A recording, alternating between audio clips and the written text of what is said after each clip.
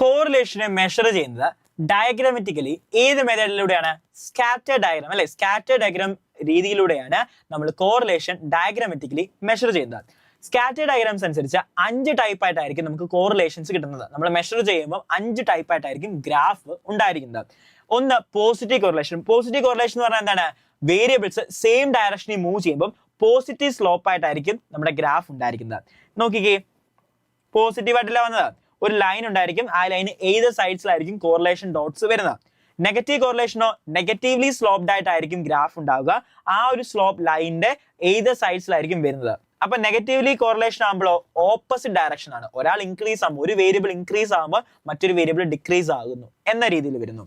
Then zero correlation, അതായത് variables തമ്മിൽ യാതൊരു വിധത്തിലും റിലേഷൻ ഇല്ല എന്ന് പറയുന്നതാണ് സീറോ കോറിലേഷൻ അല്ലെങ്കിൽ നോ കോറിലേഷൻസ്. നോക്കിക്കേ, അവർ തമ്മിൽ യാതൊരു ബന്ധവുമില്ല. പെർഫെക്റ്റ് നെഗറ്റീവ് കോറിലേഷൻ എന്ന് പറഞ്ഞാലോ അത് നെഗറ്റീവ് ആണ്, അതായത് നെഗറ്റീവ്ലി സ്ലോപ്ഡ് ആയിട്ട് വരും. ഒരു ലൈൻ ഉണ്ടെങ്കിൽ ആ ലൈനിൽ തന്നെ ആയിരിക്കും ഡോട്ട്സ് വരുന്നത്.